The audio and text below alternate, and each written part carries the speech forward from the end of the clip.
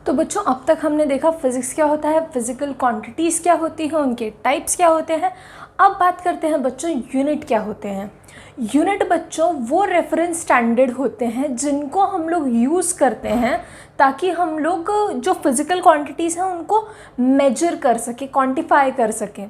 अब जैसे मैंने एग्जांपल दिया था कि ये जो चौक है इसका कुछ ना कुछ लेंथ है, तो जैसे मैंने बोला कि 10 सेंटीमीटर, तो जब तक मैं सेंटीमीटर नहीं बोल देती वो चीज़ कंप्लीट नहीं होती। अगर मैंने बोला होता 10 तो तुम क्या समझते, 10 मीटर है, सेंटीमीटर है, किलोमीटर है, क्या है।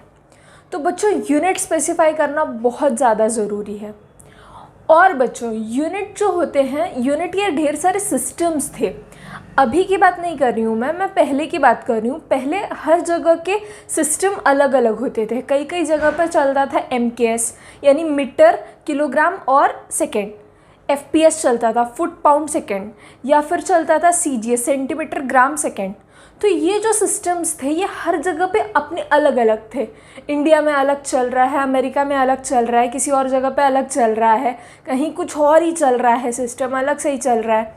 तो जो ये डेटा होता था, साइंटिफिक डेटा, इसको जो साइंटिस्ट स्टडी करते थे उन लोगों को बहुत दिक्कत होती थी कि ये फुट में है, इधर पाउंड में है, क्या है क्या है।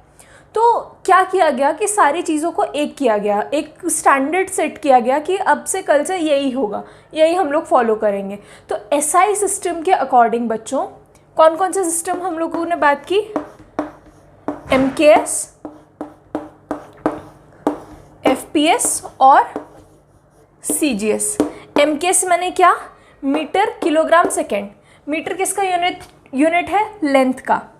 किलोग्राम मास का, सेकेंड टाइम का, फुट, पाउंड, सेकेंड, सेंटीमीटर, ग्राम, सेकेंड। ऐसे हर जगह पे अलग अलग चलते थे। तो हम लोगों ने क्या किया, हम लोगों ने नहीं, जो भी बड़े बड़े साइंटिस्ट रहे होंगे उन लोगों ने निकाल दिया SI सिस्टम, जिसमें कह सकते हो MKS का ही है, जहाँ पर लेंथ मेजर होती थी मीटर में, वेट मेजर किया जाता था किलोग्राम में, या मास मेजर किया जाता था किलोग्राम में, और टाइम मेजर किया जाता था बच्चों सेकेंड्स में। तो ये SI यूनिट हम लोग यूजुअली फॉलो करते हैं और हम लोगों को भी अभी से SI पे ज़्यादा फोकस करना है। ठीक है, तो ये बात हो गई बच्चों यूनिट्स की। अब हम लोग आते हैं बच्चों वापस से अपने टॉपिक पे, यानी मोशन पे। अब बच्चों मैं आपसे पूछना चाहूँगी कि आप लोगों ने कितने टाइप्स के मोशन स्टडी किए हुए हैं, या स्टडी नहीं भी किए हुए हैं तो देखे कितने टाइप के हैं। मैं बताती हूँ। मोशन बच्चों हम लोगों ने एक मोशन देखा है,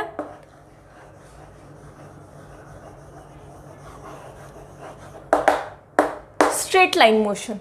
स्ट्रेट लाइन मोशन माने क्या, चीज़ एकदम सीधी लाइन में चली जा रही है, तो ये हो जाएगा स्ट्रेट लाइन मोशन। दूसरा बच्चों हम लोगों ने देखा है सर्कुलर मोशन।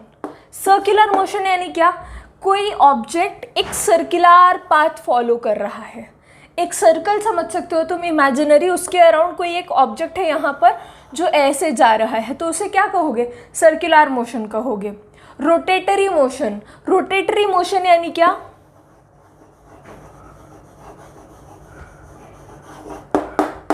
रोटेटरी, जैसे अर्थ को हम क्या कहते हैं, अर्थ अपने इसमें रोटेट कर रहा होता है, तो वो तुम समझ सकते हो रोटेटरी। और इसके बाद कौन सा है, ऑसिलेटरी मोशन। ऑसिलेटरी या फिर वाइब्रेटरी यानी क्या बच्चों, कोई एक चीज़ टू एंड फ्रो जा रही है, तुम समझ सकते हो। आप लोगों ने सभी ने देखा होगा पेंडुलम, ऐसे सा होता है कुछ, यहाँ पर एक रस्सी होती है, यहाँ पर एक बॉल जैसा बांधा होता है कुछ, और ये ऐसे ऐसे जा रहा होता है। तो वो क्या परफॉर्म कर रहा है, वो वाइब्रेशंस परफॉर्म कर रहा है। या फिर तुम लोगों ने देखा होगा कभी ऐसा एक वाई जैसा दिखने वाला एक ऑब्जेक्ट होता है, इसे क्या कहते हैं, ट्यूनिंग फॉर्क कहते हैं। ऐसे ऐसे वाइब्रेट कर रहा होता है वो, हाँ ऐसे वाइब्रेट कर रहा होता है। या फिर बच्चों हम लोगों ने बचपन में झूला तो खेला ही है सबने गार्डन में जा कर के, तो वो जो झोंका होता है वो कैसे जाता है, ऐसे ऐसे जाता है। तो वो भी क्या कर रहा है, वो to and fro motion perform कर रहा है। तो ये होती हैं बच्चों टाइप्स ऑफ मोशन जो हम लोगों ने कभी ना कभी देखी हुई हैं। एक और क्या कह सकते हो बच्चों, इर्रेगुलर या रैंडम टाइप की मोशन, जैसे कि कोई मक्खी है, कोई मच्छर है, वो ऐसे ऐसे चल रहा है कुछ कहीं पे भी, तो वो क्या कर रहा है, वो रैंडम मोशन परफॉर्म कर रहा है। मच्छर ऐसा थोड़ी सोचेगा ना कि मुझे इधर से इस पॉइंट से इस पॉइंट पे जाना है तो मैं ऐसे स्ट्रेट लाइन में जाऊँगा, या मैं सर्कुलर पाथ कवर करूँगा, या मैं वाइब्रेशन करूँगा। वो तो कैसे भी जाएगा ना, उसको क्या लेना देना है हम लोगों के फिजिक्स से। तो वो हो गई बच्चों रैंडम मोशन, ठीक है। या फिर अगर ऐसा कुछ हो सकता है कि इन सारा का कॉम्बिनेशन बना के कुछ बन रही है मोशन, समझ पा रहे हो इस चीज़ को। तो मोशन क्या कह सकते हैं हम लोग, मोशन को कैसे डिफाइन करोगे तुम लोग। मोशन एक बॉडी की तब हो रही है जब वो बॉडी अपने किसी फिक्स्ड पॉइंट से लेकर के टाइम के साथ साथ वो पोजीशन चेंज कर रहा है। अगर एक ऑब्जेक्ट यहाँ पर है एट सर्टेन टाइम और वो इस पॉइंट से थोड़े टाइम के बाद हम लोगों ने देखा कि वो कहीं और जा रहा है, कुछ ना कुछ उसमें चेंज आया उसकी पोजीशन में, तो हम लोग क्या कहेंगे, वो मोशन में है। और रेस्ट क्या है, अगर एक बॉडी यहाँ पर है एट सर्टेन टाइम टी, कुछ टाइम के बाद मैं आती हूँ वापस से देखती हूँ ये यहीं पर ऐसे बैठा हुआ है, तो ये क्या है, ये रेस्ट में है। और बच्चों कभी भी मोशन स्टडी करते टाइम पे हम लोग एक चीज़ को बहुत ज़्यादा ध्यान में रखते हैं, वो है बच्चों रेफरेंस पॉइंट। अब रेफरेंस पॉइंट क्या है, जब तुम्हें किसी को एड्रेस बताना होता है तो तुम क्या करते हो। सपोज़ तुम खड़े हो किसी सिनेमा हॉल के पास में, ठीक है, वहाँ से तुम थोड़ी दूर पे खड़े हो।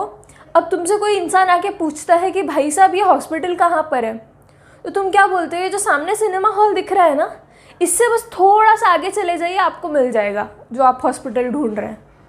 समझ पा रहे हो। तो हमने क्या किया, ये जो सिनेमा हॉल है इसको रेफरेंस पॉइंट कंसिडर कर लिया और हमने बोला कि इससे आगे चले जाओगे तो तुमको वहाँ पे वो हॉस्पिटल मिल जाएगा। तो हमने क्या किया, ये एक रेफरेंस मान लिया, इससे थोड़ा आगे चले जाओगे। यहाँ पे तो हम थोड़ा बोल रहे हैं, फिजिक्स में हम लोग हर एक चीज़ को क्वांटिफाई करते हैं, हर एक चीज़ को न्यूमेरिकल वैल्यू देते हैं, पर्टिकुलर डायरेक्शन स्पेसिफाई करते हैं।